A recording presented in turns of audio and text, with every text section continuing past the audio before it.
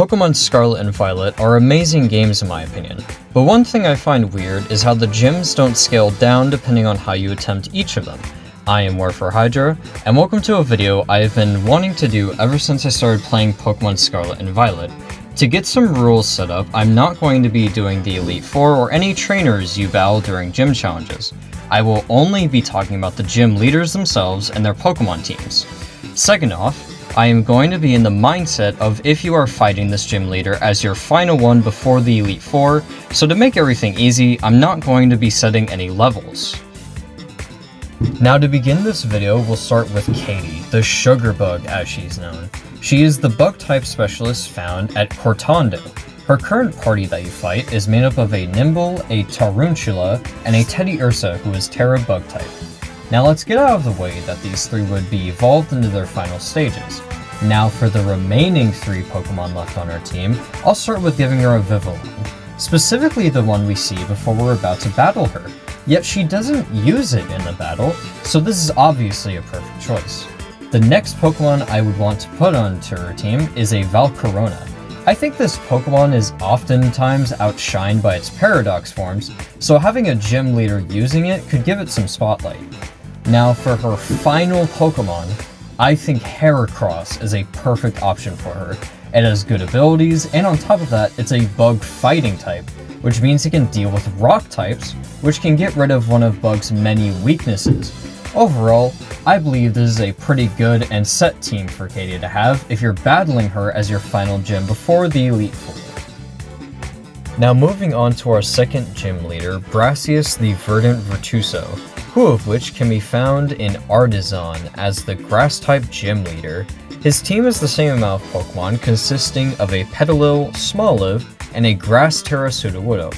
Now I'm gonna start this off by giving him a Go-Goat. I can see Brascius riding on the back of his Go-Goat for travel across the Paldea region. Next up, I will give him a Lurantis, mostly for its contrary ability, which reverses stat changes, so then it can benefit in case the player tries things like Leer or Growl.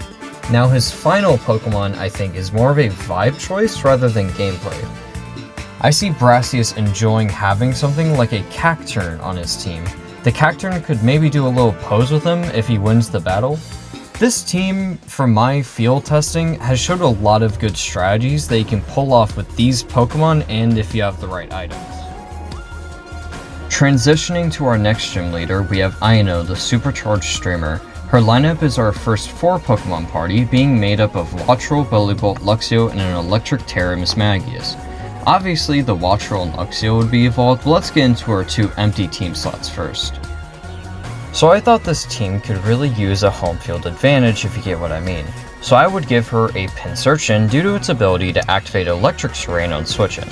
This getting sent out first and then having something like Volt Switch would make a good setup to boost her other Pokemon. Now her second choice of mine to fill in her final spot would be a Magnezone.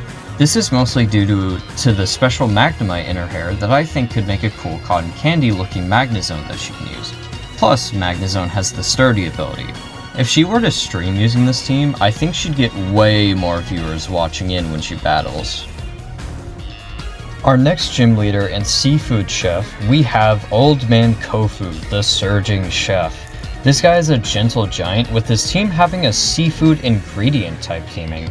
Starting with a Veluza, Wugtrio, and a Water Terra Crabominable. I enjoyed this team already, but the first Pokemon he needs is an Azumarill.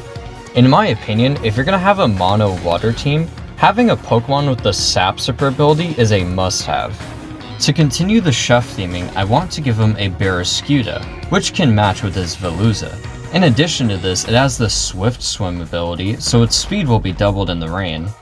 The final choice I want to give him is a Dondozo. Just imagine Kofu pulling out a whale-sized catfish Pokemon on you. It would be both scary and amazing to see, especially if his Dondozo has the Unaware ability, so it can ignore things like Defense Curl or Iron Defense. Now we come to the bored-looking businessman, Larry the Exceptional Everyman, and normal-type gym leader of Maladai. His team is formed of a Komala, Dunsparce, and a normal Terra Staraptor.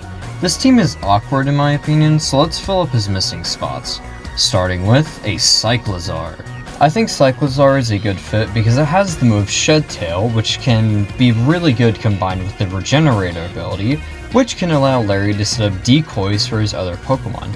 My second choice to give him as a secondary flying type would be Braviary. It's a reliable and good normal flying type, and having a decoy can protect it from rock and electric type moves. Lastly, because Paldea doesn't have Snorlax, I would give him a Slacking.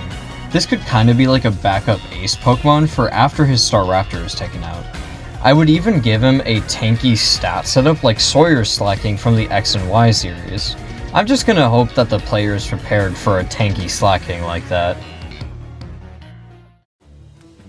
Next up we have Ryme, the MC of RIP. She is the Ghost-type gym leader of Montenerva. Her team is made up of Bayonet, Mimikyu, a Ghost Terra Toxtricity, and a Houndstone. Out of all the Ghost types in Paldea, I thought of two choices that would be good for her. The first one would be Annihilate, due to its Rage Fist move being able to hit other Ghost types and dealing very heavy damage. The second choice I would put as her final Pokemon is to give her a Gengar, not only because of it can have a good moveset, but because of its Cursed Body ability. Being able to disable moves is always good, especially if it's an AoE move, since her gym is a double battle. Now for our second to last gym leader, we have Tulip the Bewitching Beautician, and Psychic type gym leader of Alfornada. She runs a very annoying team of Farigiraf, Gardevoir, a Psychic Terraflorges, and Espathra. Now to start this off, I want to give her a Pokemon that will make her team more difficult to fight against, starting off with a Gothitelle. It's a Pokemon that is around Alfornada, and it'd be cool for her to use it thanks to its ability Shadow Tag. For her second slot, I have a bit to say. First off, I'm giving her a Medicham. Second of all, this is not only because we see it in her intro, but also because of its moveset. So if you didn't know, Medicham has Pure Power, which means if you pair this with Force Palm or Zen Headbutt, then it might be a challenge to defeat it. Probably even more than her Florges, spamming Psychic and Moonbeam. Now for our final gym leader, the retired snowboarder, Grusha the Ice Emperor. Funny thing, I thought they were a girl, but he's actually a guy when I started looking at wikis and stuff. But anyways, let's get into what his team setup looks like. His team is formed from Frostmoth, Beartic, an Ice-type Terra Altaria, and a Titan. This team is already good in my opinion, especially since two of these Pokemon share the Slush Rush ability. I think his Pokemon benefiting off of the environment is really well done, so for the first Pokemon I want to add is going to be a Glaceon. It's a good special attacker as well as having the Snowcloak ability, which means it can better dodge attacks in the hail. Or better yet, give it the other choice being Ice Body ability, which means it can heal from the snow. Now, my second choice, and the Pokemon to end this video off, will be Eascue. I think Grusha would adore having Eascue on his team, especially since then he'd have both a polar bear and a penguin, but its unique ability will help it in battle. If you don't know, Eascue has the Ice Face ability, which is kind of like a copy of Mimikyu's ability, Disguise. And that is the end of the video. I really hope you guys enjoyed this video, and I want to take a moment to say that I am so close to 100 subscribers, so if you guys really like this video, please consider subscribing. If we get to 100 subs, I'll make a video like this but for Team Star, and hell, maybe I'll do this video again for a different Pokemon game, like maybe Sword and Shield gym leaders, or even ZA's gym leaders.